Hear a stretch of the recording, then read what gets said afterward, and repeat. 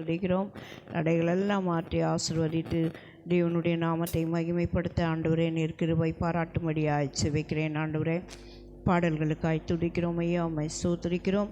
தேவ பிரசன்ன மகிமை இறங்கி ஆண்டு கொண்டு ஆளுகை செய்யும்படியாய் ஜெபிக்கிறோம்.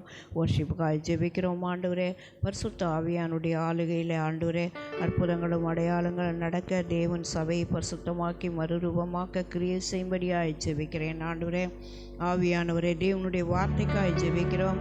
தடைகள் எல்லாம் மாற்றி ஆசீர்வதித்து வழிநடத்தும்படியாய் ஜெபிக்கிறேன். பெரிய காரியங்களை செய்யுங்க, அற்புதங்களையும் அடையாளங்களை செய்து ஆசீர்வதிக்கும்படியாய் ஜெபிக்கிறேன். காணிக்கையின் பகுதி, அறிவிப்பு பகுதி எல்லாவற்றுக்காயுமை துதிக்கிறேன், தாழ்த்தி ஒப்பு கொடுக்கிறேன். பரிசுத்த ஆவியானவர் ஆண்டு கொண்டு ஆளுகை செய்யுங்க. இயேசுவின் நாமத்தில் ஜெபிக்கிறோம் எங்கள் ஜீவனுள்ள பிதாவே, ஆமென்.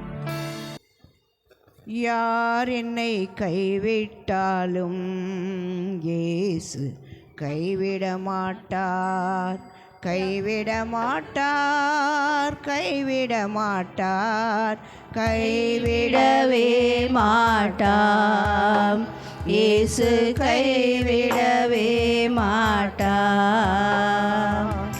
யார் என்னை கைவிட்டாலும் இயேசு கைவிட மாட்டார். தாயும் அவரே, தந்தையும் அவரே, தாயும் அவரே, தந்தையும் அவரே. தாலாட்டுவார், யார் சீராட்டுவார், தாலாட்டுவார், சீராட்டுவார். யார் என்னை கைவிட்டாலும் இயேசு கைவிட மாட்டார். வேதனை துன்பம் நெருங்கும் போதெல்லாம், வேதனை துன்பம் நெருங்கும் போதெல்லாம் வேண்டிடுவேனே காத்திடுவாரே, வேண்டிடுவேனே காத்திடுவாரே. யார் என்னை கைவிட்டாலும் இயேசு கைவிட மாட்டார். யார் என்னை கைவிட்டாலும் இயேசு கைவிட மாட்டார். இரத்தத்தாலே கழுவி விட்டாரே, இரத்தத்தாலே கழுவி விட்டாரே. ரட்சிப்பின் சந்தோஷம் எனக்கு தந்தாரே, ரட்சிப்பின் சந்தோஷம் எனக்கு தந்தாரே. யார் என்னை கைவிட்டாலும் இயேசு கைவிட மாட்டார். யார் என்னை கைவிட்டாலும் இயேசு கைவிட மாட்டார். ஆவியினாலே அபிஷேகம் செய்து, ஆவியினாலே அபிஷேகம் செய்து அன்பு வசனத்தால் நடத்துகின்றாரே, அன்பு வசனத்தால் நடத்துகின்றாரே. யார் என்னை கைவிட்டாலும் இயேசு கைவிட மாட்டார். யார் என்னை கைவிட்டாலும் இயேசு கைவிட மாட்டார்.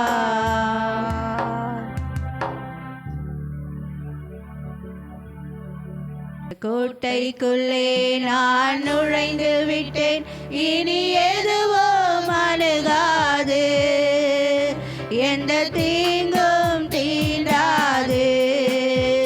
இரத்த கோட்டைக்குள்ளே நான் நுழைந்து விட்டேன், இனி எதுவும் அணுகாது, எந்த தீங்கும் தீண்டாது.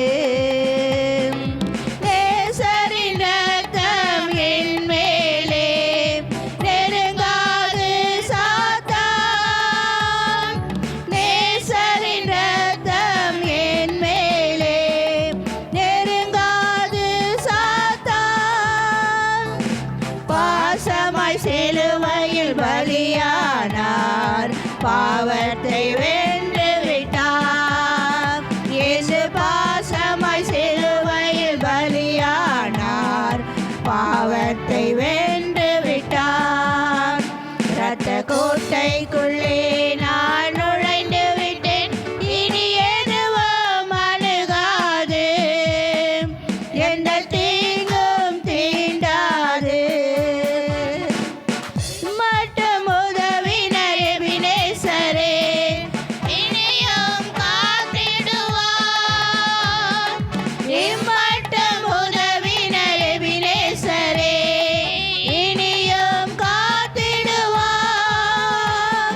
உலகிலே இருக்கும் அவரை விட என் தேவன் பெரியவரே.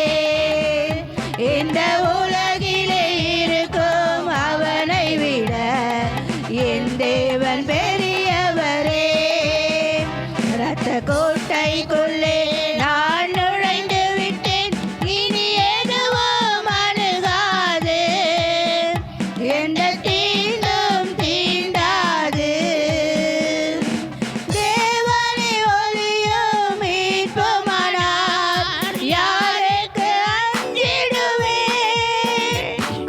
தேவனை ஒளியும் மீட்புமானார் யாருக்கு அஞ்சிடுவேன்? அவரே என் வாழ்வின் பலனானார் யாருக்கு பயப்படுவேன்?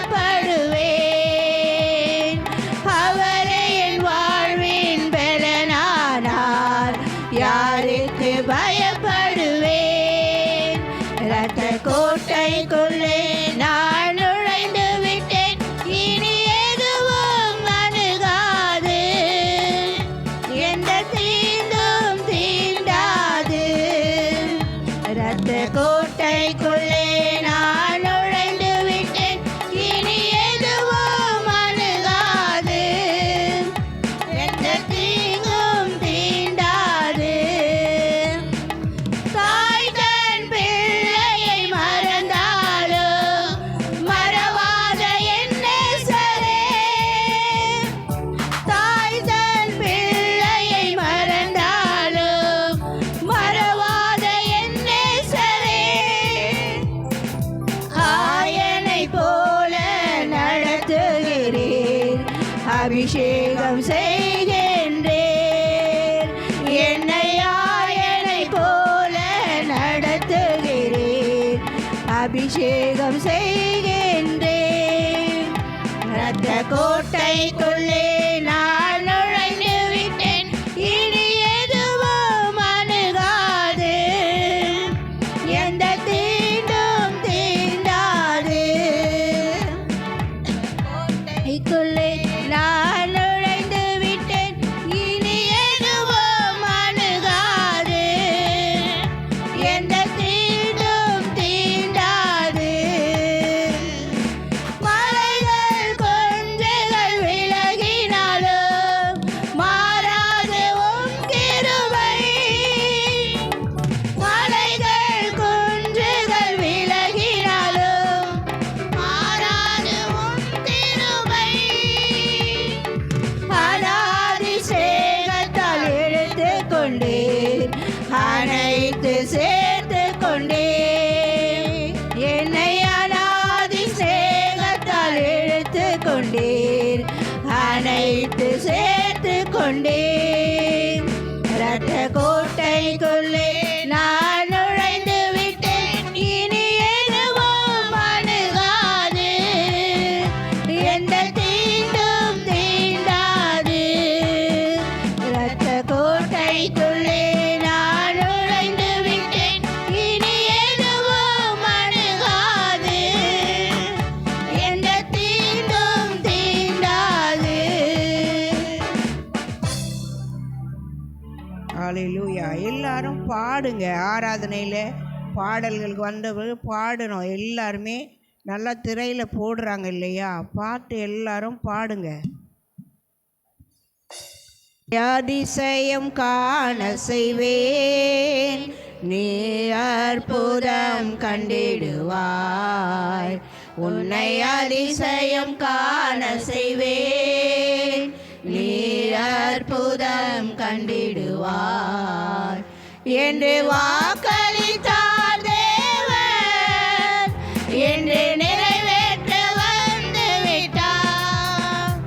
என்று வாக்களித்தார் தேவன், என்று நிறைவேற்ற வந்து விட்டார். உன்னை அதிசயம் காண செய்வேன், நீ அற்புதம் கண்டிடுவாய். உன்னை அதிசயம் காண செய்வேன், நீ அற்புதம் கண்டிடுவாய்.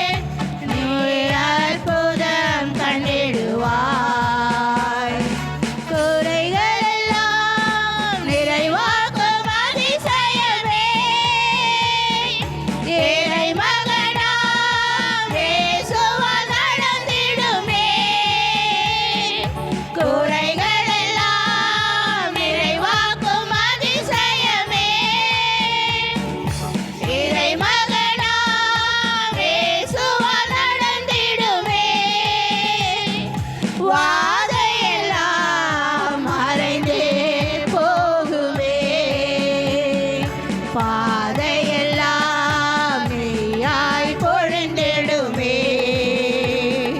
பாதையெல்லாம் மறைந்தே போகுமே. பாதையெல்லாம் நீயாய் பொழிந்திடுமே. உன்னை அதிசயம் காண செய்வேன். நீ அற்புதம் கண்டிடுவாய். உன்னை அதிசயம் காண செய்வேன். நீ அற்புதம் கண்டிடுவாய்.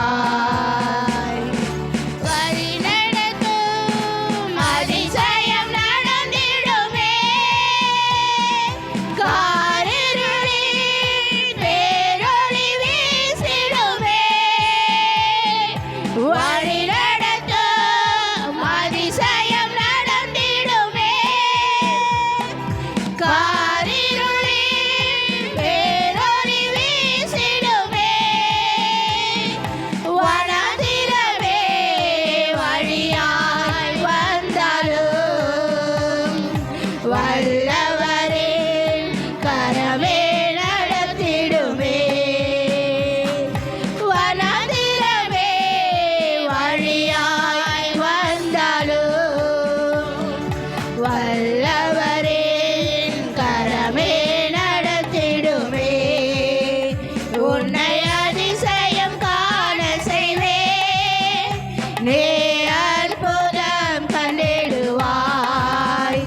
உன்னை அதிசயம் காண செய்வேன்.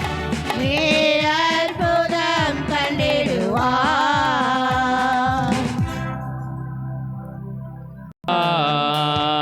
கர்த்தாவே தேவர்களில் எல்லா கரங்களை தட்டலாமே. பானவர் யார்? வானத்திலும் பூமியிலும் உமக்கொப்பானவர் யார்? உமக்கொப்பானவர் யார்? உமக்கொப்பானவர் யார்? உமக்கொப்பானவர் யார்? உமக்கொப்பானவர் யார்? வானத்திலும் பூமியிலும் உமக்கொப்பானவர் யார்? இந்த வானத்திலும் பூமியிலும் உமக்கொப்பானவர் யார்? கர்த்தாவே தேவர்களில் உமக்கொப்பானவர் யார்? வானத்திலும் பூமியிலும் உமக்கொப்பானவர் யார்? தூதர்கள் உண்ணும் உணவா, தூதர்கள் உண்ணும் உணவா, உந்தன் ஜனங்களை போஷித்தீரே. தூதர்கள் உண்ணும் உணவா, உந்தன் ஜனங்களை போஷித்தீரே. போல யாருண்டே இந்த ஜனங்களை நேசித்திட? உம்மை போல யாருண்டே இந்த ஜனங்களை நேசித்திட? உமக்கொப்பானவர் யார்? உமக்கொப்பானவர் யார்? உமக்கொப்பானவர் யார்? உமக்கொப்பானவர் யார்? வானத்திலும் பூமியிலும் உமக்கொப்பானவர் யார்? இந்த வானத்திலும் பூமியிலும் உமக்கொப்பானவர் கர்த்தாவே. ஓ கர்த்தாவே தேவர்களில் உமக்கொப்பானவர் யார்? வானத்திலும் பூமியிலும் உமக்கொப்பானவர் யார்? கர்த்தாவே தேவர்களில் உமக்கொப்பானவர் யார்? வானத்திலும் பூமியிலும் உமக்கொப்பானவர் யார்? அன்பு கூறுவே இன்னும் அதிகமாய், ஆராதிப்பேன் இன்னும் ஆர்வமாய். அன்பு கூறுவே இன்னும் அதிகமாய், ஆராதிப்பேன் இன்னும் ஆர்வமாய். உம்மை முழு உள்ளத்தோடு ஆராதிப்பேன், முழு பலத்தோடு அன்பு கூறுவே. ஆராதனை ஆராதனை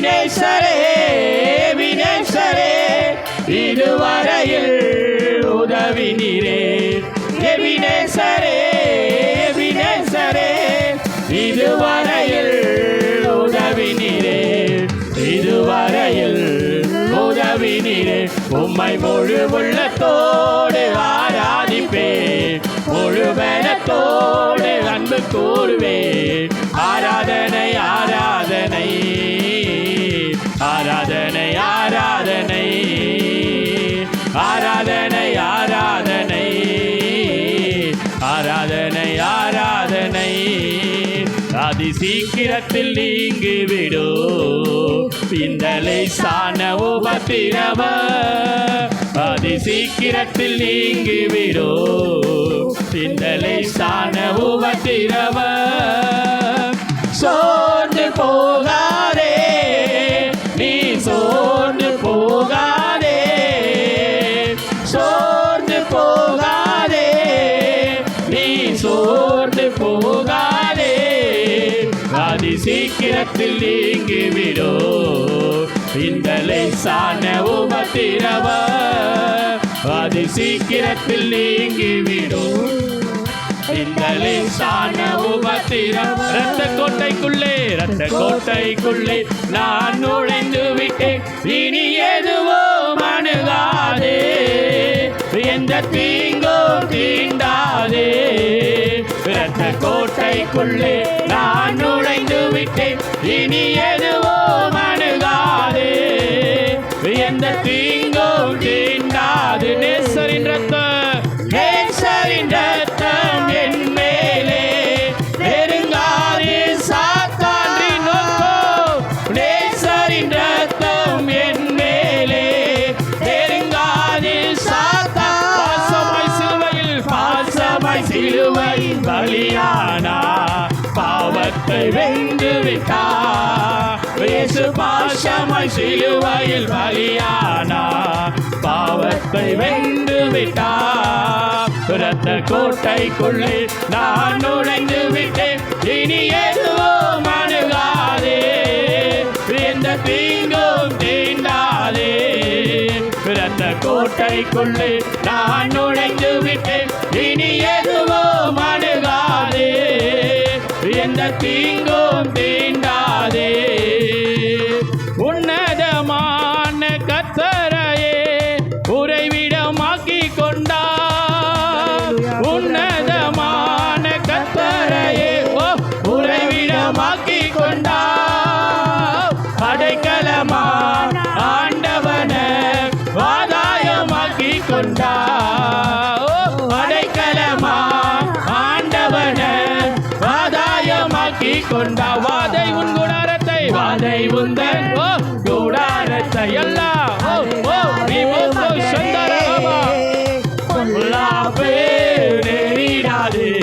நேரிடாதே மகனே வாதை உந்தன் கூடாரத்தை அணுகாதே மகனே பொல்லாப்பு நேரிடாதே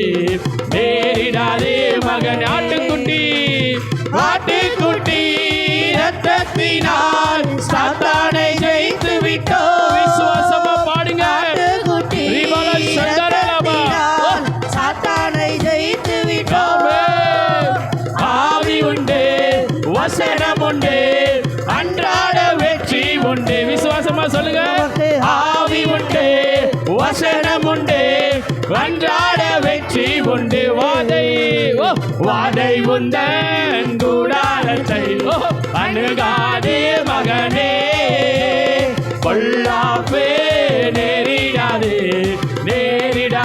மகனே வாதை உந்தன் கூடாரத்தை அணுகாதே மகனே பொல்லாப்பு நேரிடாதே மகனே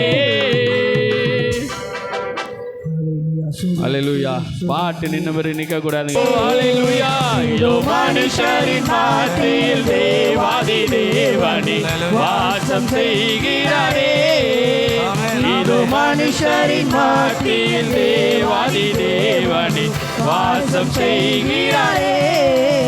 மகிமை நிறை பூரணமே, மகா பரிசுத்த ஸ்தலம் அதுவே. மகிமை நிறை பூரணமே, மகா பரிசுத்த ஸ்தலம் அதுவே. என்றும் துதியுடனே அதன் வாசல் உள்ளே எங்கள் பாதங்கள் நிற்கிறதே. என்றும் துதியுடனே அதன் வாசல் உள்ளே எங்கள் பாதங்கள் நிற்கிறதே. இதோ மனுஷரின் மத்தியில் தேவாதி தேவனே வாசம் செய்கிறாரே. இதோ மனுஷரின் மத்தியில் தேவாதி தேவனே வாசம் செய்கிறாரே.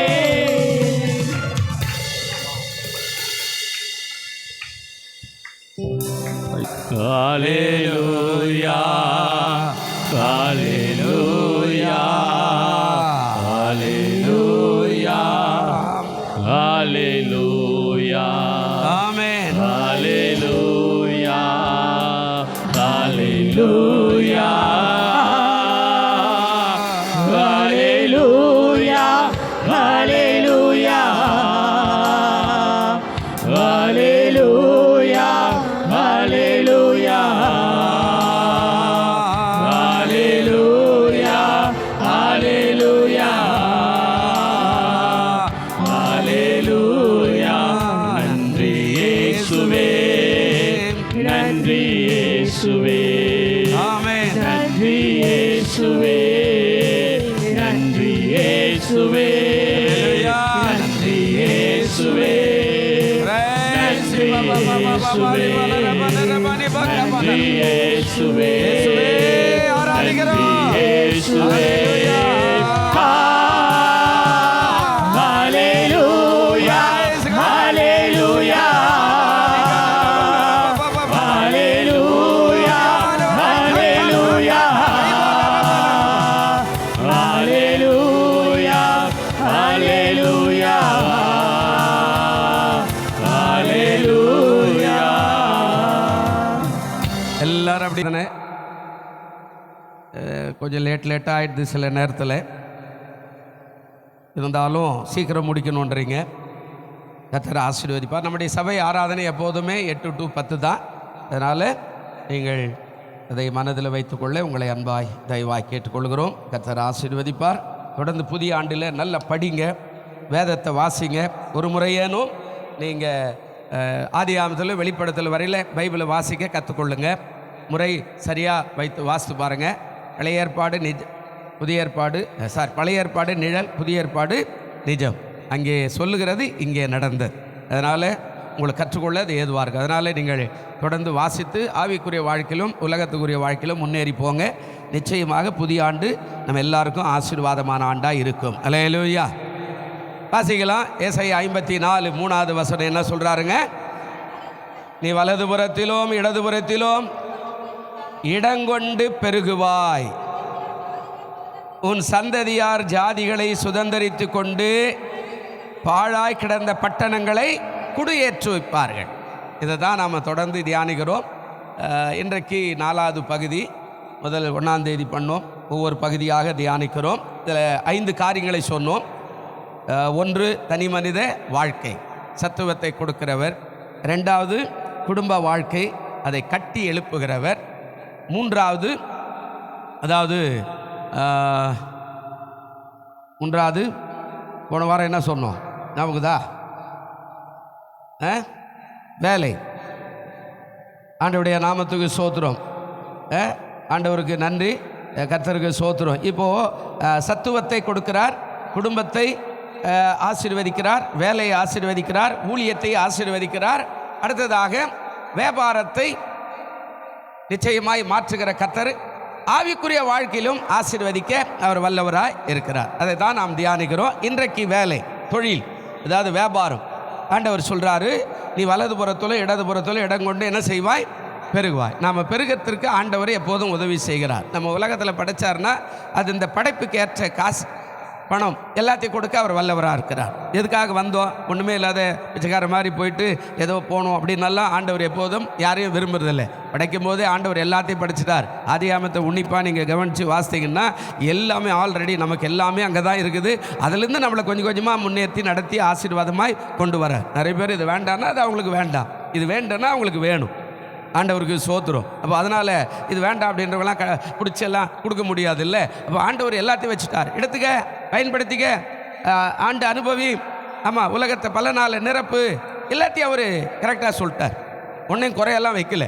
எது வேணுமோ அதை எடுத்துக்க, உனக்கு என்ன தேவையோ அது உனக்காக நான் படைச்சிட்டேன் அப்படின்னு எல்லாத்தையும் படிச்சுட்டு, பொண்ணு வேணுமா வெள்ளி வேணுமா சகலத்தையும் நீங்கள் பழைய ஏற்பாட்டில் பார்த்தீங்கன்னா எல்லாத்தையும் ஆல்ரெடி நமக்காக வச்சுட்டார். குறையெல்லாம் இல்லை. ஆனால் தேடி எடுக்கிறது தான்.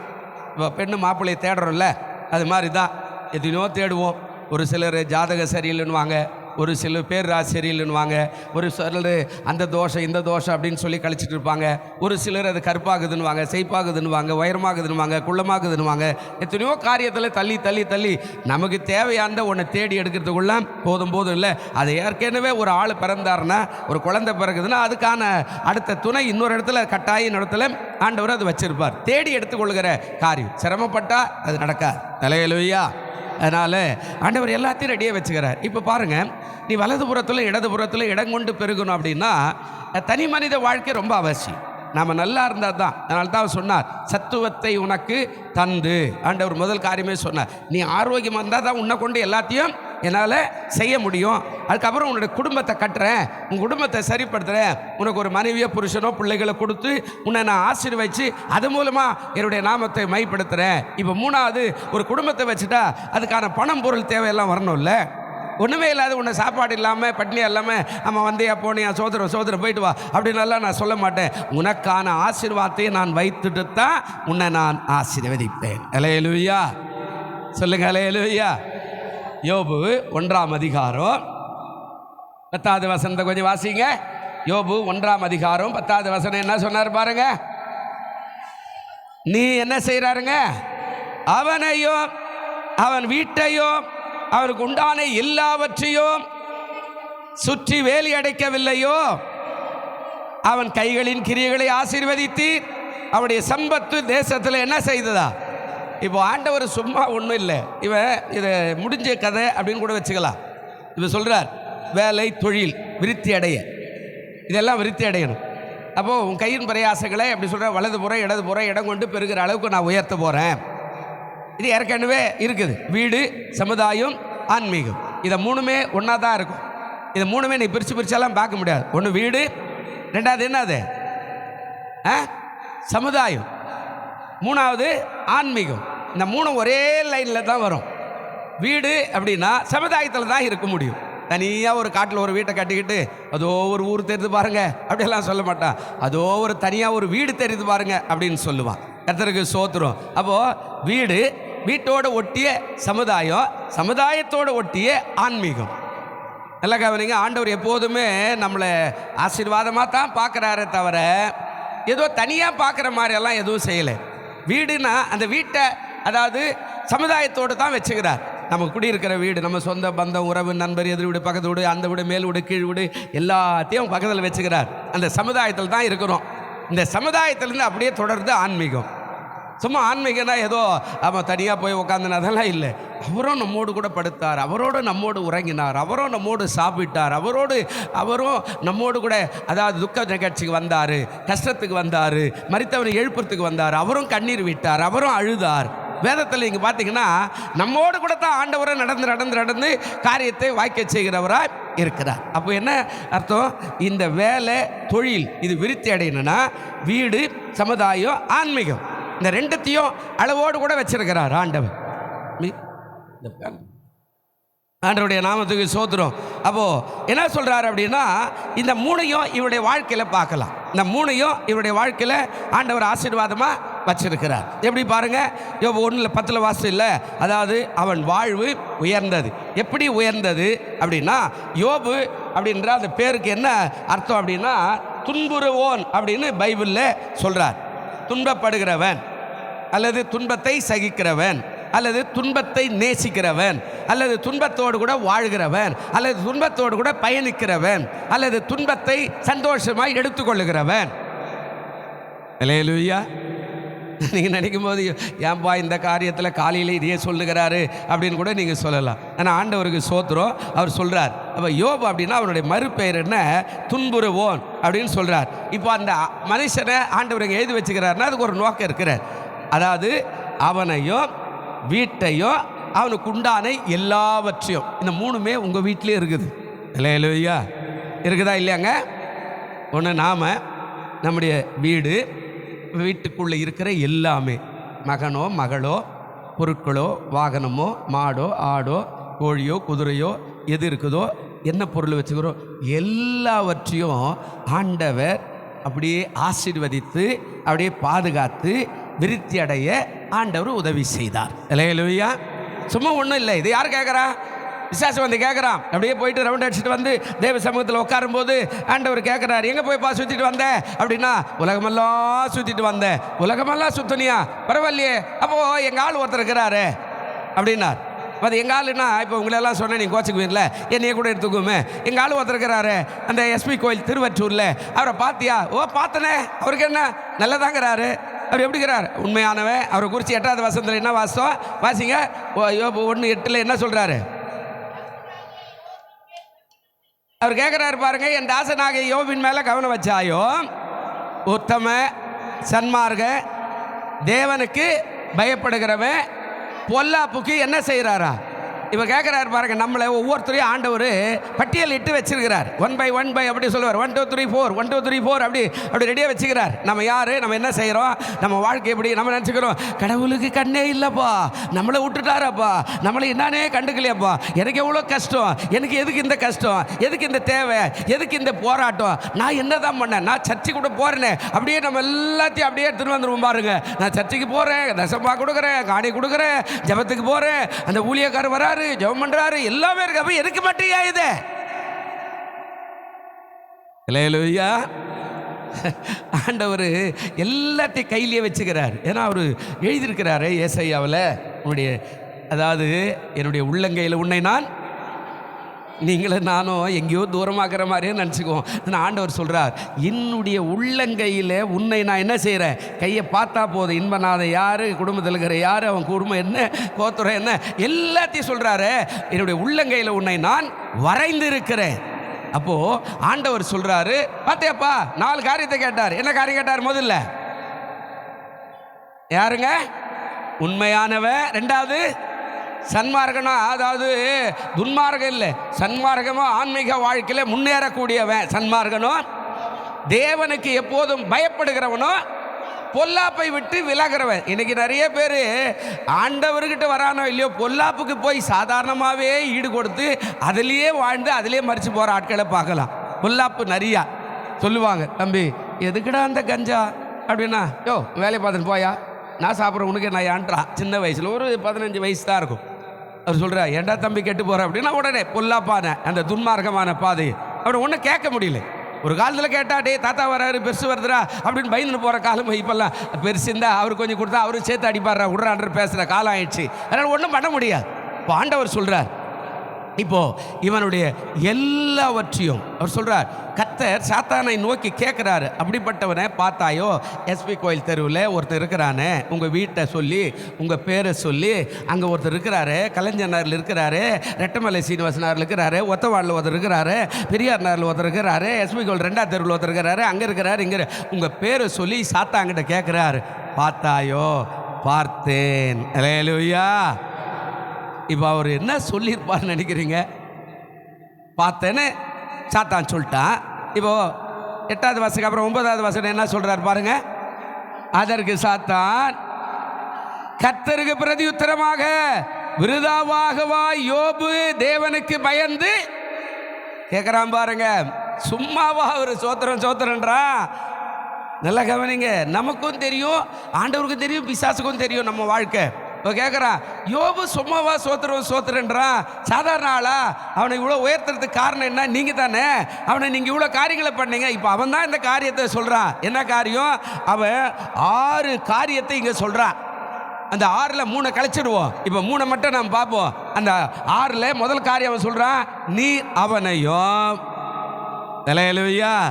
நம்ம எப்படி வாழறோம், நம்ம எப்படி பேசுகிறோம், நம்ம எப்படி சிரிக்கிறோம், நம்ம எப்படி ஜெபத்துக்கு போகிறோம், ஜெபத்தில் உட்காந்து என்னவா நினைக்கிறோம், இந்த ஆள் ரொம்ப இருக்கிறாருன்றமா, இல்லை சோத்திரம் நல்ல வார்த்தை கொடுத்தாருன்றமா, இதெல்லாம் ஒரு வார்த்தையா அப்படின்னு சொல்கிறோமா, எல்லாமே பிசாசுக்கு நல்லாவே தெரியும். நம்ம சொல்கிறான், அதாவது நீர் அவனையும், அடுத்த காரியம் என்ன, அது அவன் வீட்டையும், அவனுக்கு அந்த 3 காரியத்தை எல்லாம் கவனிங்க. அவன் அப்படின்னா அவனை ஆரோக்கியமாக வச்சிருக்கிறேன், நோய் நொடிகள் அண்டாமல் அவனை பார்த்து கொள்றீங்க. அப்படியே வந்தால் கூட சோத்திரம் அந்த வியாதி மாறுகிறது. உடைய காயப்பட்ட தழுவினால குணமாக்குற காரியத்தை நீ அவனுக்கு ஏற்கனவே செஞ்சுக்கிற. அவன் ஆரோக்கியமாக இருக்கிறான், நல்ல உறுதியாக இருக்கிறான், நல்ல சாப்பிட்ற கிருபை கொடுத்துக்கிறீங்க, நல்ல ஜீரண சக்தி கொடுத்துக்கிறீங்க, நல்ல தூக்கத்தை கொடுத்துக்கிறீங்க. எல்லாமே அவனுக்கு தெரியுதில்ல. அவன் கேட்குறான் இல்லை, நீர் அவனையும். அடுத்த காரியம் என்ன, அவன் வீட்டை. வீடு ரொம்ப அவசியங்க. சில வீடு நானும் பார்க்குறேன், கட்டின வீடு அப்படியே இருக்குது. ஆமாம், பேஸ் மட்டுமே இருக்குது. சில வீடு பாதியில் நிற்குது, சில வீடு கட்டப்பட்டிருக்குது. சாஸ்திரக்காரன் சொல்கிறான், நீ இருக்காத, கட்டிட்டு எவனுக்கானா கொடுத்துட்டு நீ கொஞ்சம் தனியாக போன்ற மாதிரி, அதெல்லாம் போகிற மாதிரி இருக்குது. எல்லாமே பிசாசுக்கும் தெரியும், கடவுளுக்கு தெரியும். அவன் சொல்கிறாரு, அவனையும் அவன் வீட்டை. அவன் வீடுனா சாதாரண காரியம் இல்லை. ஆவிக்குரிய வாழ்க்கையிலும் உலகத்துக்குரியலும் வாழ்க்கையிலும் கட்டப்பட்ட வீடு, பிரயாசப்பட்டு ஒவ்வொரு செங்கலா எடுத்து வச்ச வீடு, அப்படியே கட்டப்பட்ட வீட்டையும். அடுத்த 3வது என்ன சொன்னார், அவனுக்கு உண்டான எல்லாம். இப்போ அவனுக்கு உண்டானதுன்னா என்ன, அவனுக்கு ஒரு மனைவியோ, ஒரு 4 பிள்ளைகளோ, பேர பிள்ளைகளோ, ஆடு மாடு ஒட்டகம் குதிரை கழுது, எல்லா டேபிள் சேர பொருள் எதெல்லாம் இருக்குதோ, வாகனம், அசைய சொத்து அசையாத சொத்து எல்லாம் வச்சுக்கிறானே. அவனுக்கு உண்டான எல்லாவற்றையும் நீ என்ன பண்ணிக்கிறீங்க, இந்த 3 காரியம் தான் இப்போ நாம் தியானிக்க போகிறோம். எல்லாவற்றையும் ஆண்டவர் வச்சிருக்கிறார், உங்களுக்கும் ஆண்டவர் வச்சிருக்கிறார். ஹல்லேலூயா. ஆனால் நீங்கள் தான் என்ன செய்ய மாட்டேன்றீங்க, எடுக்க மாட்டேங்க. ஒரு சின்ன வியாதி வந்துட்டா சோத்திரம் எனக்கு சுகர் வந்துச்சானா அவ்வளோதான், எவ்வளோ நாளைக்கு இருப்பேன் எனக்கு தெரியாது. உடனே அந்த வார்த்தையை சர்ன்னு அப்படி அடிச்சுன்னு உடனே ஆண்டவரே தலைமையில் கை வச்சுன்னு, ஐயோ மகளே, இவ்வளோ நேரம் ஜெபம் பண்ணி சாட்சி சொல்லி என்ன பிரயோஜனம், கடைசியில் நீ மரணத்துக்கே நேராக நிற்கிறீ, ஏன் அப்படி நிற்கிற? ஹல்லேலூயா. ஆண்டவர் சொல்கிறார், என்ன சொல்கிறாருங்க, அந்த வார்த்தையை நீ பேசாத. என்ன பேசுகிறாரு, நம்ம உடனே ஆண்டவரை சிலுவையில் அறையிற மாதிரியே பேசிடுறோம். உடனே சரியில்லை, அது சரியில்லை, என்ன வியாதி, எதுக்கு வியாதி, அப்படி எல்லாம் ஒன்றும் இல்லை. இப்போ ஆண்டவர் இங்கே சொல்கிறார், நல்லா கவனிங்க, நம்ம எல்லாரையும் ஆல்ரெடி நல்லா வச்சிருக்கிறார், எல்லாமே கொடுத்துருக்கிறார். படிப்புக்கேற்ற வேலை, வேலைக்கேற்ற பொருளாதாரம், பணம் எல்லாத்தையும் கொடுத்துருக்கிறார். குடும்பத்துக்கு ஏற்ற கணவன் மனைவி பிள்ளைகள் எல்லாத்தையும் ஆல்ரெடி எல்லாத்தையும் வச்சுக்கிறார். இப்போ 3 காரியம் தான் நாம் தியானிக்க போகிறோம். என்ன காரியம், நீ வலதுபுறத்திலும் இடதுபுறத்திலும் இடங்கொண்டு பெருகுவாய். ஹல்லேலூயா. அப்போ ஏற்கனவே அவன் சொல்கிறாரு, நீ அவனுக்கு உண்டான எல்லாவற்றையும் சும்மாவா சொல்கிறான், சோத்திரடே. ஹல்லேலூயா. ஒருத்தர் திருச்சிக்கு போயிருந்த ஒரு ஊழியர் கூட்டத்தில் பேசிட்டு சொன்ன, வெளியில் வரும்போது அவர் சொன்னார், ஒருத்தர், வா நீ என்னப்பா சாதாரண ஆள் மாதிரி இல்லைப்பா, என்னப்பா 13 ஆப்ரேஷன்ற, என்னப்பா இப்படி பேசுகிற, முன்னாடி பேசினவர் கூட அப்படியே பேசலை, ஒரு வாலிபராக பேசினார், முக்கி பேசினார், நீ என்னப்பா இப்படி வெளுத்து கட்டின, அப்படியே இருதயத்தில் ஈட்டி பாயிற மாதிரி இருந்ததுப்பா. ஆமாப்பா, இது மகிழ்ச்சி, இந்த வருஷம் நிச்சயமாக நான் இந்த வார்த்தையின்படி வாழ்வோம்பா அப்படின்னார். நல்லா கவனிக்கணும். சும்மாவா இப்போ சொல்லுவான், சும்மாவா இன்பம் நான் அதை நல்லா வச்சுக்கிறேன் இல்லை, இது ஆப்ரேஷன் கூட ஆரோக்கியமாக நடக்கிறான், நல்லா சாப்பிட்றான், நல்லா வாகனம் ஓடுறான், நல்லா பண்ணுறான், ஊழி செய்கிறான், நல்லா பாடுறான், நல்லா பிரசங்கிக்கிறான், அவன் சும்மாவா சோதரன் கொஞ்சம் அவனை எல்லாத்தையும் எடுத்துப்பாரு, அவன் சோதனம் பண்ணுறான்னா, இதை தான் அங்கே வந்து கேட்குறான். இப்போ அந்த சொன்ன வார்த்தை தான் நாம் தியானிக்க போகிறோம். நாம் பலவீனத்தை எல்லாம் தியானிக்க வேண்டாம், நாம் தோற்று போன காரியத்தை தியானிக்க வேண்டாம், நாம் ஜெயம் உள்ள கிறிஸ்துவரை நாம் ஆராதிக்கிறதுனால ஜெயத்தையே நாம் தியானிப்போம். ஹல்லேலூயா. 3 காரியம் என்ன சொன்னார், முதல் காரியம் அவன் சொன்னா, நீர் அவனையும் அவன் வீட்டையும் அவனுக்கு உண்டான எல்லாவற்றையும், முதல் காரியம் என்ன பண்ணிக்கிறாரு, வேலி அடைத்தார், பாதுகாத்தார். ஹல்லேலூயா. இன்னைக்கு உங்களை என்ன ஆண்டவர் என்ன செய்துக்கிறாருங்க, பாதுகாத்துக்கிறார். 2026 உங்களுக்கு ஆசீர்வாதமான ஆண்டாக ஏற்கனவே கட்டமைக்கப்பட்டு ஆண்டவர் உங்களை வச்சுட்டாரு. போயிட்டு உங்களை விட்டுருங்க.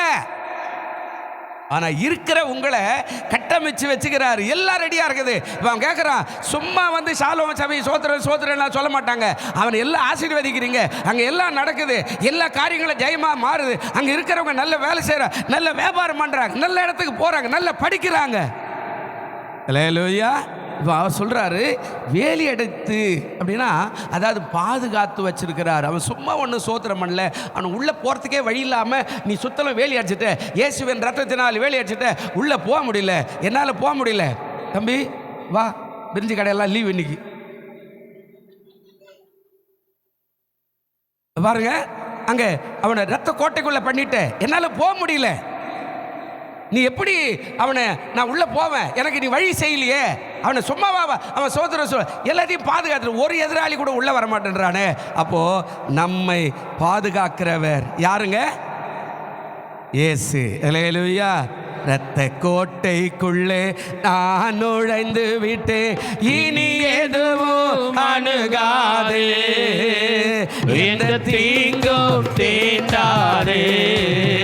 இரத்த கோட்டைக்குள்ளே நான் நுழைந்து விட்டு இனி எதுவும் அணுகாதே, எந்த தீங்கும் தீண்டாதே. அல்லேலூயா. எவனும் அசைக்க முடியாத அளவுக்கு அவனை கோட்டையை போட்டு நிற்க வச்சுட்டார். இவன் தடுக்கிறான், தடுமாறுறான், உள்ளே போக முடியல. இது இப்போ தான். ஆனால் நீங்கள் ஆதியாகமத்தில் போனீங்கன்னா லோத்தையும் அவருடைய குடும்பத்தையும் ஆண்டவர் பாதுகாத்தார். அங்கே ஒரு பாவ சம்பவம் இருக்கிறார். இன்றைக்கு நடக்கிற அந்த காரியத்தை அன்றைக்கே ஆண்டவர் வச்சுட்டு போனார். ஆமாம், ஆம்பளைக்கு ஆம்பளை கல்யாணம் பண்ணிக்குது, பொம்பளைக்கு பொம்பளை கல்யாணம் பண்ணிக்குது. இன்றைக்கி சொல்கிறா இல்லை, சில நாடு அங்கீகரிச்சிருக்குது இல்லை. அன்றைக்கு அதே லோத்தினுடைய காலத்தில் அன்றைக்கு ஆண் பாவம் பொல்லாதுன்ற மாதிரி ஆம்பளைங்க ஆண்களை போட்டு அநியாயம் பண்ணி சாகடிக்கிற காலமாக அதை வச்சுருந்தாரு. அந்த லோத்து நீதிமானாக இருந்தால் அந்த பட்டணத்தில் சிக்கி கொண்டா. இப்போ அவங்க வந்து கேட்குறாங்க, உன் வீட்டுக்கு ஒரு ஆள் வந்தானே, அவனை வெளியே அனுப்புடா அப்படின்னு. அவன் சொல்கிறான், கன்னிகை உள்ள 2 ஸ்திரீங்க இருக்கிறாங்க, ஒன்றும் அவளை அனுப்புகிறேன், நீ கூட்டின்னு போடா. அவளுக்கு என் வீட்டை தேடி வந்த தேவத்துறையில் ஒன்றும் பண்ணாதரா அப்படின்னா. அவன் அப்படியெல்லாம், நீ பரதேசிய வந்த, நீ எப்படி எனக்கு அறிவுரை சொல்கிற? அவனை நெருக்கும் போது தேவத்தூரில் அப்படியே உள்ளே இட்டு கதவை சாத்திட்டான். காலையில் வரைக்கும் அவன் வீட்டை சுற்றி சுற்றி வாசல் தெரியாமல் அவ்வளோ ஊராரெல்லாம் சுற்றி சுற்றி வாசலே தெரியாது, சோர்ந்து போய் விழுந்துட்டான். நம்மை கர்த்தர் வேலி அடைத்திருக்கிறார். அல்லேலூயா. நீ நானும் என்ன நினைக்கிறோம், விட்டுட்டாருங்க அவரு, அதெல்லாம் விட மாட்டாரு. எப்போ நீ ஆண்டவர் சோத்திரம் வந்தியோ அன்னைக்கே உன்னையும் உடைய குடும்பத்தையும் உனக்குள்ள எல்லா சொத்து பத்து எல்லாத்தையும் ஆண்டவர் வேலி அடிச்சு பாதுகாத்து வச்சுக்கிறாரியா. பிசாசு தடுமாறுறான், உள்ள வர முடியல. இதுக்கு முன்னாடி இன்னொருத்தரையும் வேலி அடிச்சு பாதுகாத்தார், நோவாவுக்கு பண்ணார். ஆமாம், தேசத்தை அழிக்க போகிறேன் அப்படின்னு ஒன்று ஒரு பேழையை உண்டாக்குனா. நான் 120 வருஷம் பேழையை உண்டாக்குனா. எல்லாரும் கேலி பண்ணுறாங்க. முடிஞ்ச உடனே எல்லாத்தையும் கொண்டு போய் வச்சுட்டு கடைசி அவனோடைய மனைவி போகும்போது கர்த்தர் அந்த பேழையின் கதவை என்ன செய்தாருங்க? அடைத்தார் அப்படின்னு தான் பைபிள் இருக்குது.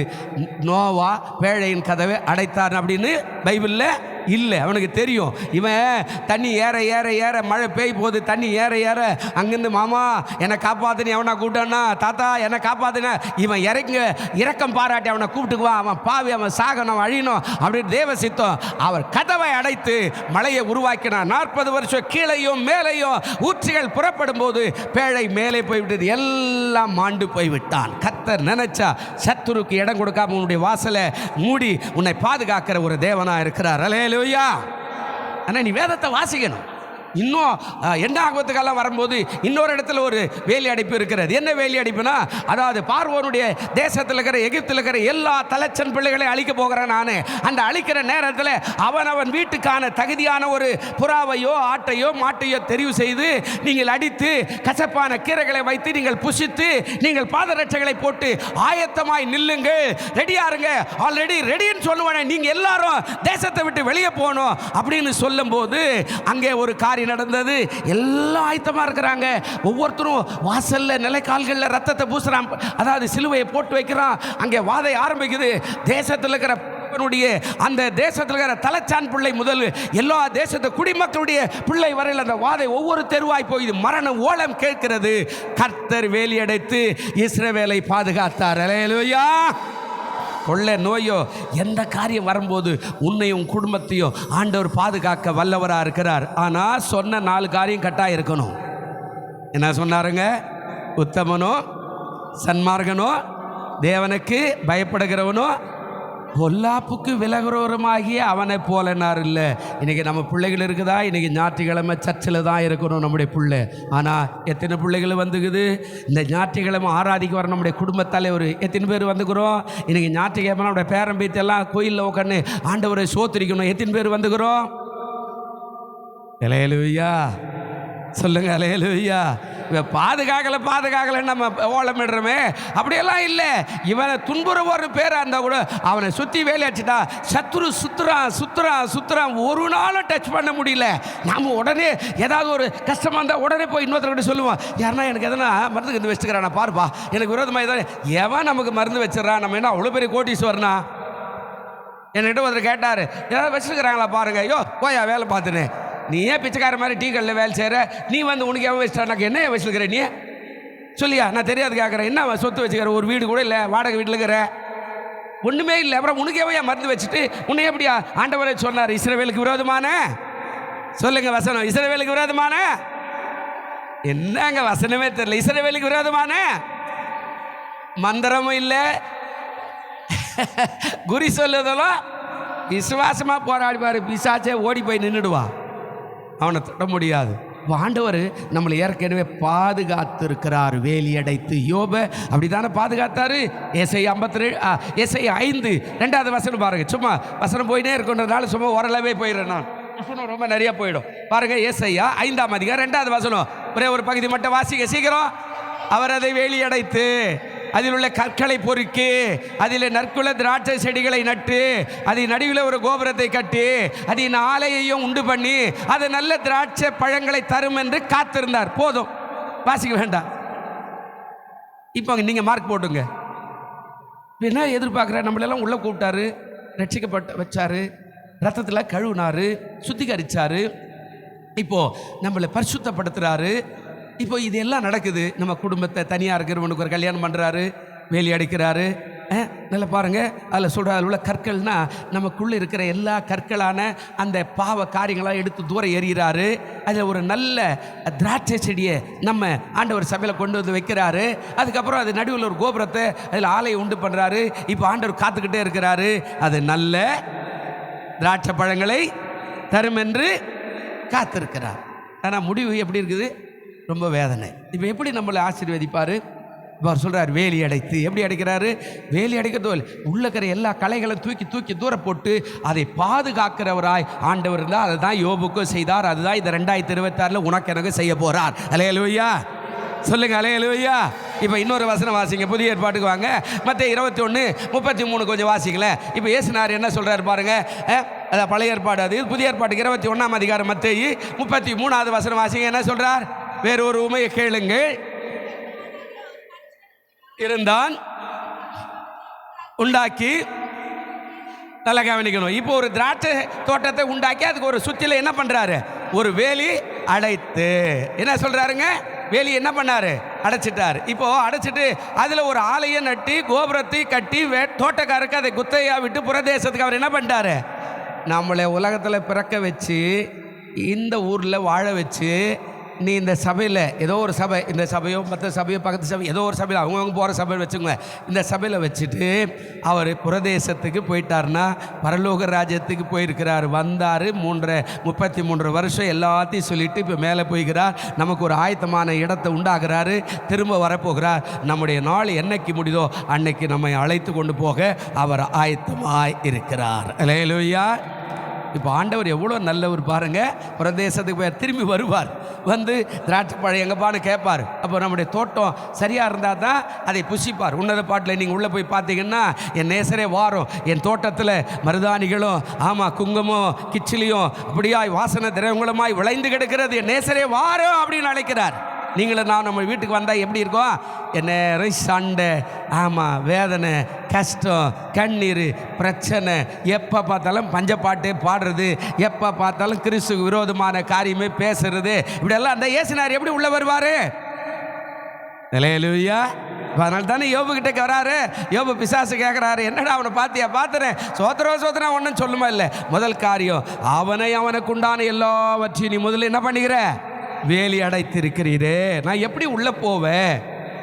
2 அதில் ஒரு காரியம் கேட்டார் பாருங்க, வேலி அடைத்து. அந்த வசனம் 10வது வசனத்தில் அடுத்த காரியம் என்ன சொல்கிறார்? சுற்றி வேலி அடைக்கவில்லையோ அவன் கைகளின் கிரி என்ன பண்ணிக்கிறீங்க? இப்போ 2வது என்ன பண்ணிக்கிறாருங்க? நம்ம கையினுடைய கிரிகளை எல்லாம் என்ன பண்ணிக்கிறாரு? ஆசீர்வாதம். நம்ம எதை தொட்டாலும் அது ஆசீர்வாதமாய் மாறுகிற. சங்கீதம் 1 3வது வசனமா இல்லை 6வது வசனமா? உங்களுக்கு ஞாபகம் தான் இருக்குதா? சங்கீதம் இருக்குதா? அவன் செய்வதெல்லாம் எத்தனாவது வசனம்? எத்தனாவது வசனங்க? 1 3 என்ன சொன்னார்? மேலே அந்த வசனத்தை ஃபுல்லாக படிங்க. என்ன சொல்கிறாருங்க?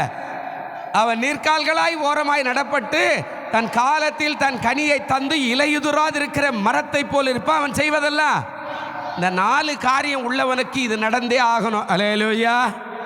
சொன்னார் உண்மை உள்ளவன்.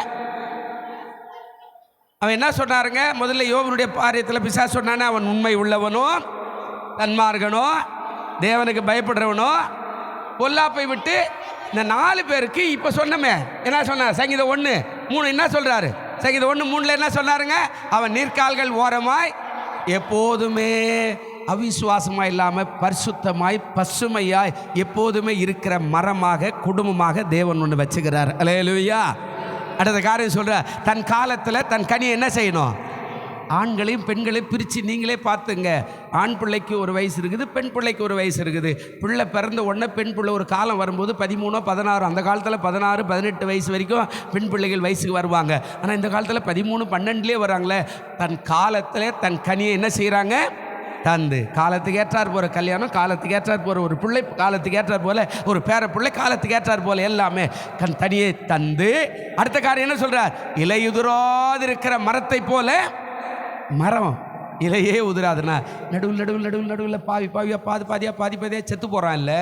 அது மாதிரி காரியமெல்லாம் இருக்காது, அழிஞ்சு போகுது இல்லை? அது மாதிரிலாம் இருக்காமல் அவன் செய்வதெல்லாம் எப்படி இருக்குமா? வாய்க்கு. இப்போ யோபுக்கு அதுதான் 2வது, அவனை ஆசீர்வதித்து அவருடைய கையின் கிரியைகள் எல்லாம் நீ என்ன பண்ணிக்கிறீங்க? ஆசீர்வதித்தீர். அல்லேலூயா. இப்போ ஆண்டவர் புது வருஷத்தில் வலதுபுறமும் இடதுபுறமும் இடம் கொண்டு என்ன செய்ய போகிறோமோ நம்ம பெருக போகிறோம். விசுவாசம் நமக்கு எப்பவுமே இருக்கணும். பிசாசுக்கு இருக்குது இல்லை? எப்படியாகலும் யோபை நான் அழிச்சே தீர்வேன். ஆமாம், அதனால தான் வருஷம் வந்து தேவ சமூகத்தில் உட்காந்து கேட்டு போகிறான். ஒரு நாள் இல்லை, நம்ம குறித்து தேவ சமூகத்தில் அப்படி தான் கேட்டு போவான். என்ன அவரை பார்க்கலாமா?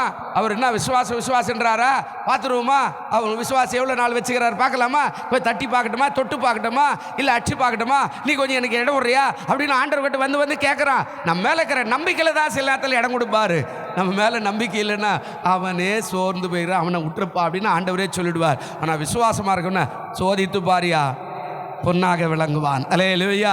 இப்போ அவனை ஆசீர்வதித்து. சங்கீதம் கல்யாணத்தில் வாசிக்கிறோம் இல்லை? அந்த சங்கீதம் பாருங்க 128 1 2 என்ன சொன்னார் பாருங்க. கல்யாணம் பண்ண சகோதரி யாருன்னா வாசிங்க. சகோதரி வாசிமா.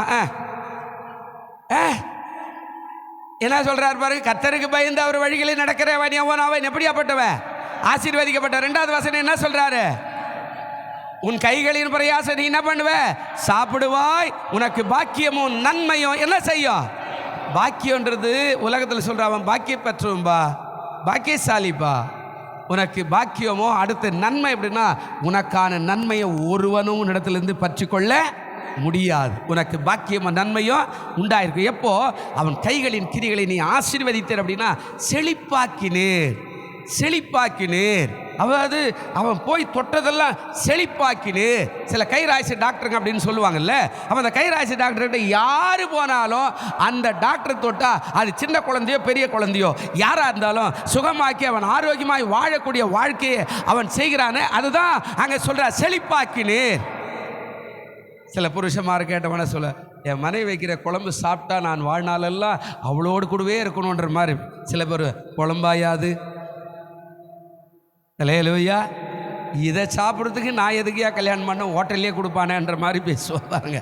அப்போது செழிப்பாக்கினேர். கைப்பக்குவம் கூட மணக்கும். கைப்பக்குவம் கூட என்ன செய்யுங்க? மணக்கம்னா சும்மா மணக்கிறது இல்லை. அதே மிளகாத்தான், அதே உப்பு தான், அதே புளியை தான் கரைச்சி வச்சு அவர் மணக்க சாப்பிட்ற அப்படி இல்லை. அந்த அன்பை அந்த மிளகா அரைக்கும் போதும் அந்த எதை அரைக்கும் போதும் என் புருஷன் என் பிள்ளைகளுக்கு அப்படின்னு சொல்லி அந்த அன்பை ஊற்றி அப்படியே எண்ணத்தோடு அரைத்து போடும்போது அந்த சமையல் நல்லாவே இருக்கும். அல்லேலூயா.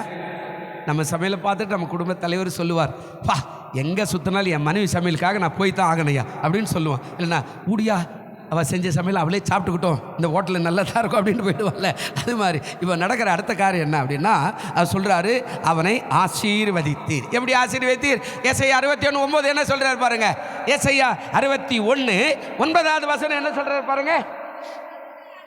அவருடைய சந்ததியானது சொல்றார், அவர்கள் சந்ததியானது ஜாதிகளின். இப்போ நம்ம சந்ததிக்குது, நம்ம குடும்பம் ஜாதிகள்னா பலதரப்பட்ட குடும்பம், அதாவது ஜாதிகள் இருக்குது இல்லை, அதில் மத்தியில் தானே வாழறோம். ஜாதிகளின் நடுவிலும் அவர்கள் சந்தானமானது ஜனங்களின் நடுவில். அப்படின்னா ஜாதிகளின் நடுவில் என்றா சொல்றாரு. அதாவது சந்ததி, அப்படி சந்தானம் அப்படின்றது அதாவது 1 by 1 போகிறது. அதான் பேரன் பேத்தி, கொள்ளு பேரன், கொள்ளு பேத்தி, கொள்ளு பேத்தி, கொள்ளு பேத்தி, கொள்ளு பேத்தி, அப்படி சந்தானம். இப்போ அது என்னப்பா சாதாரண குடும்பம், அது பெரிய குடும்பையா? ஆமாம், அவர் சொல்கிறார் இல்லை, அதாவது நடுவிலும் அறியப்பட்டிருக்கோம். அவர்களை பார்க்கிற யாவரும் அவர்கள் கர்த்தரால். நம்மளை பார்க்குறவங்களாம் எப்படி சொல்லணுங்க? பக்கத்தில் கூட கைப்பிடிச்சு சொல்லுங்க. நம்மளை பார்க்குற எல்லாரும் பள்ளியில், கல்லூரியில், வேலை ஸ்தலத்தில், வியாபாரத்தில், குடும்பத்தில், வாடகை வீட்டில், சொந்த வீட்டில் நம்மளை பார்க்குறவங்களாம் என்ன சொல்லணும்? நீ கர்த்தரால ஆசீர்வதிக்கப்பட்டவள். கை தட்டுமா? அல்லேலூயா. அவன் எப்படி அறிஞ்சிக்குவான்? அவர் கர்த்தரால் ஆசீர்வதிக்கப்பட்டவருங்க. ஆமாம், நான் ஒரு சில ஆளுங்களாம் சாட்சியெல்லாம் சொல்கிறேன். ஆமாம், நிறைய ஆட்களை பார்த்துக்கிறேன் உலகத்தில். எவ்வளோ பேர் அவங்கெல்லாம் பிச்சைக்கார மாதிரி ரோட்டில் சுற்றினால உள்ளே வந்து கர்த்தரால் ஆசீர்வாதம் பெற்று உயர்ந்து போன ஆட்கள் எல்லாம் நிறைய பேர் இருக்கிறான். அவனெல்லாம் பார்த்து சொல்லுவான், பா அந்த கோயிலுக்கு போனாம்பா, செத்துருவன்னு சொன்னா நல்லா ஆயிட்டாம்பா, பாரியா இவருக்கு சொத்தெல்லாம் எப்படிக்குது பாரியா, எப்படிங்கிறாரு பாரியா, வியாதியெல்லாம் மாறிடுச்சு, இருக்கிற வியாதி கூட அவர் அவ்வளோ சீக்கிரமாக தொட மாட்டேன்தியா அப்படின்னு சொல்கிறானே. அதாவது அவர்கள் அறிந்து கொள்ளுவார்கள். அப்படின்னா நீங்களும் நானும் கர்த்தரால் ஆசீர்வதிக்கப்பட்டவர்கள் என்று உலகம் என்ன செய்யும்? அறிந்து கொள்ளும். முதல்ல வேலி அடிச்சுக்கிறாரு. இப்போ 2வது புதிய வருஷத்தில் நம்மளை என்ன செய்ய போகிறாரு? நம்முடைய கையின் கிரியைகளை. ஐயோ விசுவாசமே இல்லையே, எப்படிங்க வருவான்? நம்ம கையின் பிரயாசங்களை என்ன செய்ய போகிறாரு? நீ எதை எடுத்தாலும் சரி, என்ன வேலை செய்தாலும் சரி, என்ன வியாபாரம் பண்ணாலும் சரி, என்ன தொழில் பண்ணாலும் சரி, நீ வாகனம் ஓட்டினாலும் சரி, நீ அதாவது 2 வீலரில் போனாலும் சரி, நீ என்ன சின்ன வேலை பெரிய வேலை வியாபாரம் எது செய்தாலும் உன் கையின் கிரியைகளை நான் என்ன செய்ய போகிறேன்? ஆசீர்வதிக்க போகிறேன். அதனால தான் சொன்னார், நீ வலதுபுறத்திலும் இடதுபுறத்திலும் இடங்கொண்டு என்ன செய்வாய்? பெருகு. இப்போ பெருக்கிறதுக்கு அவனே கேட்குறான் பிசாசு. வேலி அடிச்சுட்ட. 2வது அவனை ஆசீர்வச்சிட்டேன். நான் எப்படி அவனை போய் தொட முடியும்? 3வது அவனே சொல்கிறான். 3வது என்ன சொன்னான் பாருங்க. 3வது அவனுடைய சம்பத்து தேசத்தில் என்ன ஆயிட்டுதா? சம்பத்து அப்படின்னா அதாவது விருத்தி அடைகிற ஒரு காரியம். சம்பத்து அப்படின்னா விருத்தி அடைகிற ஒரு காரியம், நல்ல வளர்ச்சி அடைகிற ஒரு காரியம், பொண்ணும் பொருளும் உடைய ஒரு மனுஷன் எல்லா காரியத்தையும் அவனுக்காக இல்லாமல் தேசத்தில் அவன் ஒரு பெரிய பலசாலியாய் காட்டுகிற ஒரு காரியம், அதுதான் சம்பத்து அப்படின்னு சொல்கிறார். அந்த இடத்துல அவர் சொல்கிறாரு, அதாவது பெருகும். என்ன பெருகும் அப்படின்னா அவருடைய சந்ததி உலகத்தில் பெருகுது. அவனை எல்லாத்தையும் சுற்றி வேலி அடிச்சதுனால அவனுடைய சம்பத்து தேசத்தில் பெருகிடுச்சு. எப்படி பெருகுதா பாருங்க. ஆண்டவர் சொல்கிறாரு, அவனே ஒரு இடத்துல துக்கப்பட்டு வேதனையோடு கூட அந்த வார்த்தையை அவன் சொல்கிறார். ஒரு இடத்துல வேதனையோடு அவனே அதாவது பேசுகிறாரு. யோபு 29:2 வசனத்தை கொஞ்சம் நீங்கள் வாசி பாருங்களேன். அவனே ஒரு இடத்துல சொல்லுவார். அதை அதாவது வேதனையோடு கூட ஒன்று சொல்கிறார். வாசி பாருங்க. 29:2 என்ன அழகாக பேசுகிறாரு பாருங்க. சென்று போன மாதங்களிலும் தேவன் என்னை காப்பாற்றி வந்த நாட்களிலும் எனக்கு உண்டாயிருந்த சீர் இப்பொழுது இருந்தால் என்ன அவ்வளோ. அப்போ அவன் எப்படி இருந்திருக்கிறான்றது நீங்கள் கற்பனை பண்ணி பாருங்கள். சென்று போனனால அப்போ அந்த ஒரு சில மாதங்களில் தான் இவனுக்கு சோதனையே வந்தது.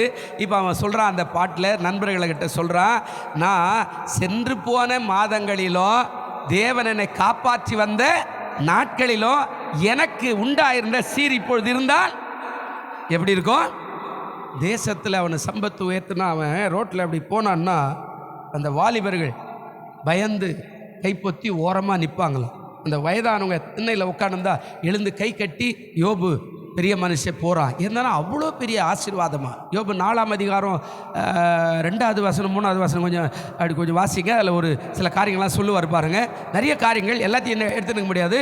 யோபு 4:2 நாங்கள் உம்முடனே பேசாதிருந்தால் ஆயாசப்படுவீரோ, ஆனாலும் பேசாமல் அடக்கி கொள்ளத்தக்கவன் யார்? 3வது வசனம் இதோ நீர் அநேகருக்கு புத்தி சொன்னீங்க, இளைத்த கைகளை என்ன பண்ணீங்க?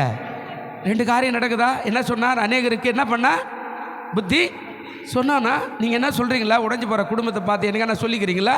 உன் பேச்சு அவன் கேட்குறான்னா, நான் புத்தி சொன்ன அவன் கேட்பான். நான் புத்திமதி சொல்லி அவனை உட்கார வைக்கிறேன், அவன் பிரிவினை தடுக்கிறேன், புருஷ மனைவி சண்டையை சமாதானம் பண்ணுறேன், அவங்கள வாழ வைக்கிறதுக்கு என்னால் முடியும் அப்படின்னு உங்களால் செய்ய முடியுமா? இப்போ அவன் சொல்கிறான் பாருங்க. அதனால தான் சொல்கிறான், சென்று போன மாதங்களில் சீறி பொழுது இருந்தால் எனக்கு நலமாக இருக்குமே. அப்போது அவன் நண்பர் சொல்கிறான், நீ அநேகருக்கு என்ன பண்ணீங்க? புத்தி சொன்னீங்க, இளைத்த கைகளை என்ன பண்ணீங்க? விழுந்து போனா. வாழ்க்கையே வெறுத்து போச்சு, வேலை இல்லை, வியாபாரம் இல்லை, வாழ்க்கையே இல்லைன்னு ஒன்று அந்த கரத்தை தன்னுடைய கரத்தில் ஏதோ ஒன்று கொடுத்து அப்படியே தூக்கி நிற்க வைத்தான். 4வது வசனம் என்ன சொல்கிறார் பாருங்க, விழுகிறவரை உடைய வார்த்தையினால் என்ன பண்ணீங்க? வீழ்ந்து போறானே, அவனுக்கு பணம் காசு கொடுக்கல, அந்த வார்த்தை விசுவாச வார்த்தை.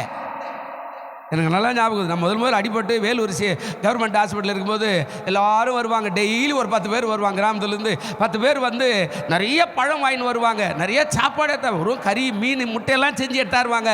எடுத்தாந்து வச்சு கட்டி பிடிச்சி, ராஜா நீ இப்படி ஆகிட்டு ஓன்னு ஐது அப்படியே உட்காந்து கொஞ்ச நேரம் எல்லாம் இழப்பாரிட்டு அப்படி தான் என்ன பண்ணுற டாக்டர் வந்தாரா சொன்னாரா எல்லாம் முடிச்சுட்டு எல்லாம் உள்ளே உட்காந்து அந்த ரூம்லேயே கொண்டு வந்து எல்லாத்தையும் சாப்பிட்டு முடிச்சுட்டு, தம்பி போயிட்டு வரட்டுமா? நர்சம்மா வருவான். என்னையா பண்ணுறீங்க? இல்லைங்க சொந்தக்காரர் வந்து அழறாங்க, என்ன பண்ணுறேன்? யோ நீ நல்லதாக இருக்கிற, உன்னை பார்த்தீங்கன்னா நீ செத்து போட்ட மாதிரியே பேசுகிறாங்க அவங்க அப்படின்வாங்க. வந்த சாப்பாடு ஒன்றுமே சாயங்காலத்து கூட இருக்காது, மொத்தம் அவுட் பண்ணிட்டு இருப்பாங்க. 10 பேர் வந்தால் எப்படி இருக்கும்? இப்போ இவன் சொல்கிறானே, விழுகிறவனே உடைய வார்த்தையினால என்ன பண்ணிக்கிறீங்க? ஹாஸ்பிட்டலுக்கு போனால் உற்சாகமான வார்த்தை சொல்லணும். பயப்படாத சிஸ்டர், பயப்படாத பிரதர், நான் ஜெபம் பண்ணுறேன், நீ எழுந்து கண்டிப்பாக நடப்ப. அல்லேலூயா. விசுவாச வார்த்தை தான்.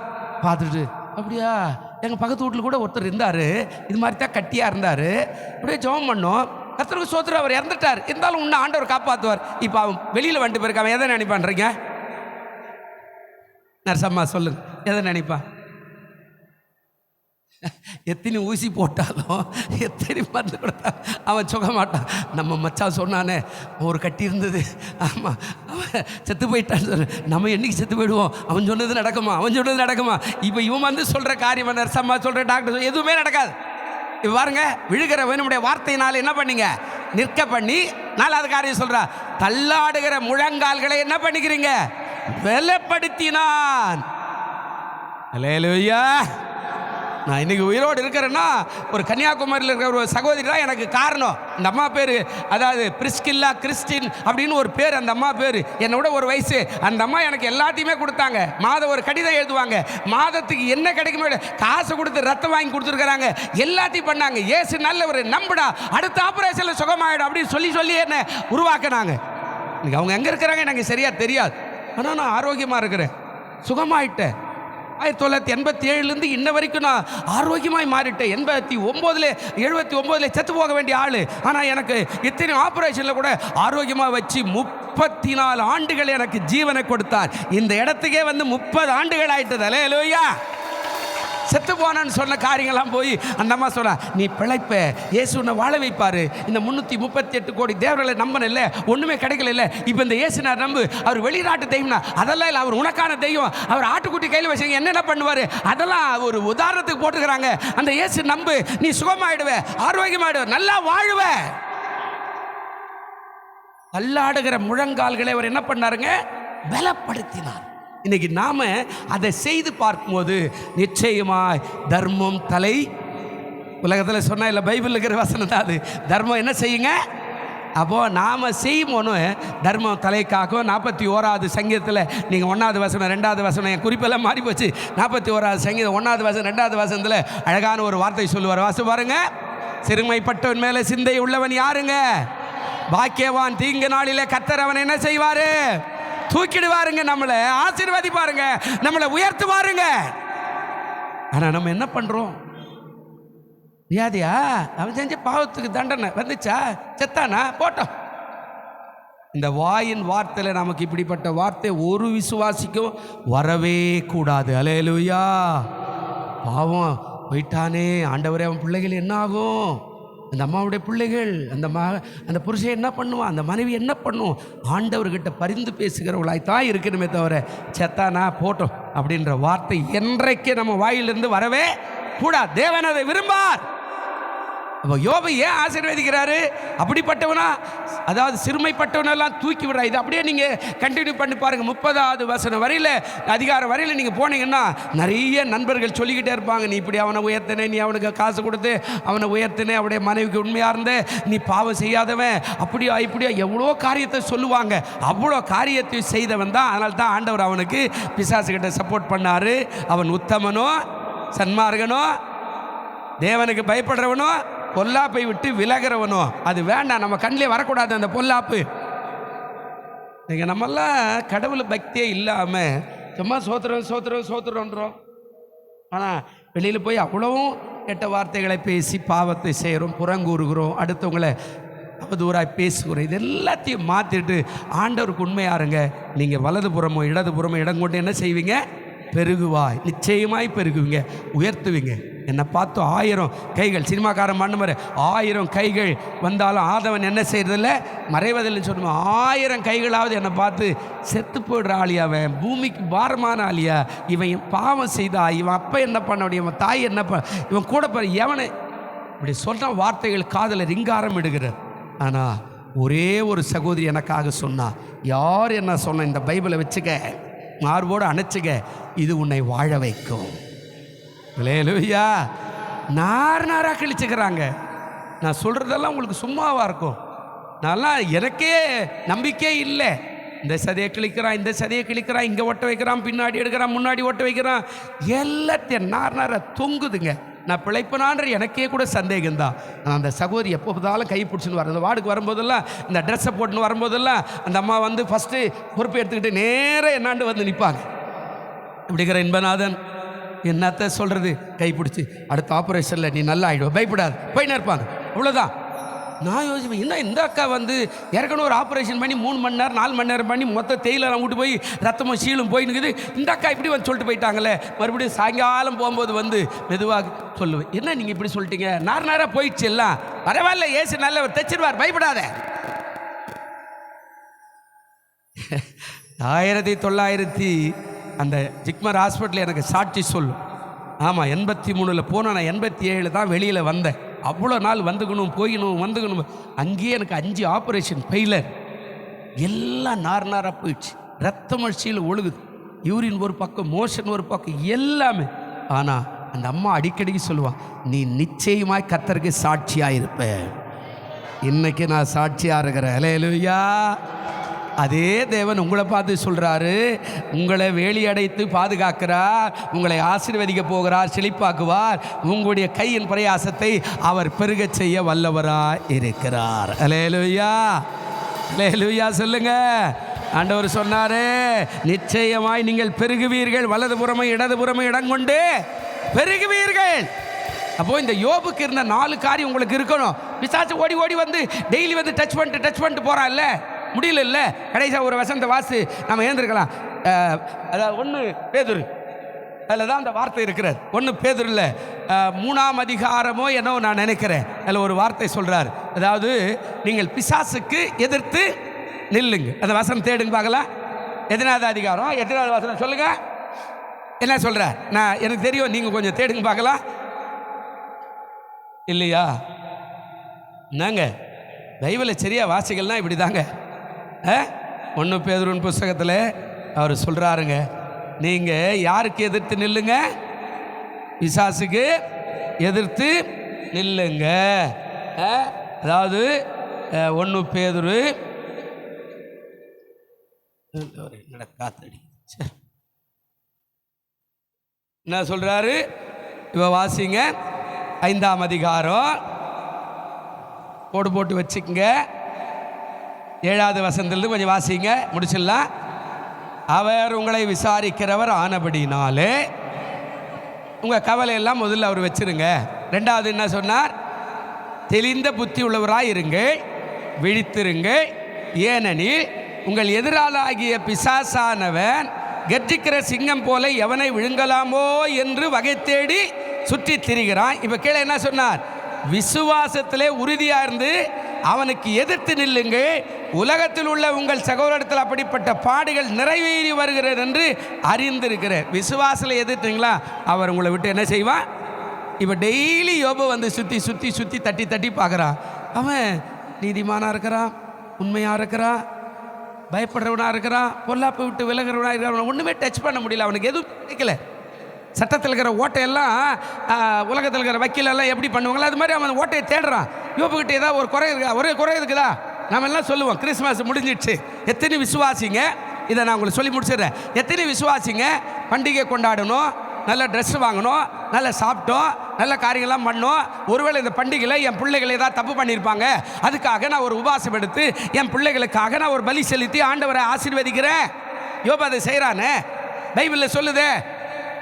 விசேஷமான காலங்கள் வரும்போது யோபு தன்னுடைய ஒவ்வொரு பிள்ளைகளுக்காக ஒரு காளையை பலியிட்டு என் பிள்ளைகள் ஒருவேளை பாவம் செய்திருப்பார்களோ என்று அவர்களுக்காக பலி செலுத்தி அந்த ரத்தத்தை அவர்கள் மேலே பூசி அவர்களை பரிசுத்தப்படுத்துகிற ஒவ்வொரு வருஷமும் அது செய்கிறானே.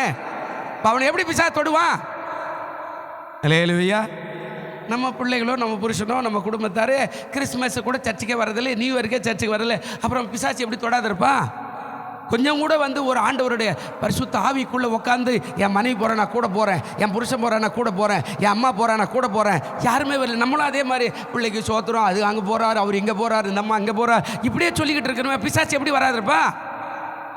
அவன் வந்து வந்து தட்டு தட்டு தொட்டு பார்க்குறானே, ஓட்டுக்குதா ஓட்டுக்குதா இல்லை, கடைசியில் வேற இல்லை, தேவ சமூகத்துக்கே போய் நின்ட்டான். அதுதான் கேட்குறார், பார்த்தியா பார்த்தேன் சும்மாவா? அவனை வேலி அடிச்சிங்க, அவனை உண்டான எல்லாத்தையும் ஆசீர்வதிச்சிங்க, எல்லாத்தையும் பாதுகாத்தீங்க, கையின் பிரயாசத்தை அவன் சொல்கிறதெல்லாம் செய்கிறதெல்லாம் அப்படியே ஆசீர்வாதமாக இருக்குது. அதுக்கப்புறம் அவனை பெருக செஞ்சிட்டீங்க, என்னால் ஒன்றும் பண்ண முடியல. இப்போ தான் நம்பிக்கையோடு கூட அவனுக்கு இடம் கொடுத்தார். நீ போய் அவனை தொட்டுப்பார். அவன் கேட்டான், சாம்பலுக்கு சாம்பலை மனுஷன் கொடுத்துருவான், தோலுக்கு தோலை கூட கொடுத்துருவான். இந்த வசனமெல்லாம் இங்கே இருக்குதுல்ல, அந்த காலத்திலே இந்த தோலை கைட்டி இங்கே ஒட்டுறது, இங்கே இருக்கிற தோலை எடுத்து இங்கே ஒட்டுறது, இங்கே இருக்கிற தோலை எடுத்து நெத்தியில் ஓட்டுறது, இதெல்லாம் சர்ஜரியெல்லாம் இப்போது. அன்றைக்கே அவன் கேட்டான், தோலுக்கு பதிலாக தோலை கொடுப்பான் மனுஷன், சாம்பலுக்கு பதிலாக சாம்பலை கொடுப்பான் மனுஷன், எலும்புக்கு பதிலாக எலும்பை கொடுப்பான் மனுஷன், ஆனால் அவனுடைய உச்சிதமான ஆசீர்வாதங்களுக்கு பதிலாக என்ன கொடுப்பான்? நீ என்கிட்ட இடம் கொடுத்து பாரு, நான் சோதிக்கிறேன். சோதித்து பார்த்து போய் சொன்னான், யோபு பொன்னாக விளங்கிட்டான். அல்லேலூயா சொல்லுங்க, அல்லேலூயா. ஆண்டவர் சொன்னார், நீ வலதுபுறத்திலும் இடதுபுறத்திலும் இடங்கொண்டு என்ன செய்வாயா? பெருகுவாய். அல்லேலூயா. இல்லை, இன்னும் அடுத்த பகுதி இருக்குது, ஊழியம், சபை, அதுக்கப்புறம் ஆன்மீக காரியம், அதாவது கனிகள், இதெல்லாம் இருக்குது. நேரம் இல்லை, இந்த மாதத்தோடு இந்த காரியம் முடிது. அடுத்த மாதம் புதிய வாக்கு தத்துவம் ஞாயிற்றுக்கிழமை போகும்போது அதிலிருந்து அடுத்த காரியம் தொடரணும். இது எப்போது நேரம் தான், இந்த ரெண்டு காரியத்தை நடுவில் நான் உங்களுக்கு சொல்கிறேன். கர்த்தர் உங்களை ஆசீர்வதிப்பார். நீங்கள் இந்த ஆண்டு வலதுபுறமும் இடதுபுறமும் இடம் கொண்டு, பக்கத்தில் இருக்கிற கைப்பிடிச்சி ஒரு வார்த்தை சொல்லுங்கள், நீங்கள் இந்த ஆண்டு உங்களுக்கு உரியது எல்லாம் வலதுபுறம் இடதுபுறம் இடம் கொண்டு ஆசீர்வாதத்தோடு பெருகுவீர்கள். கை தட்டுவோமா எல்லாரும்? நல்ல ஆண்டவரே, இந்த செய்தியை பார்த்து கொண்டிருக்கிற கேட்டு கொண்டிருக்கிற எல்லாருக்கும் ஆட்சேபிக்கிறோம்.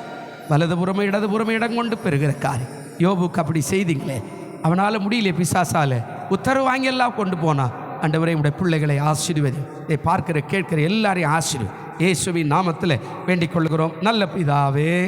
ஆமேன், ஆமேன்.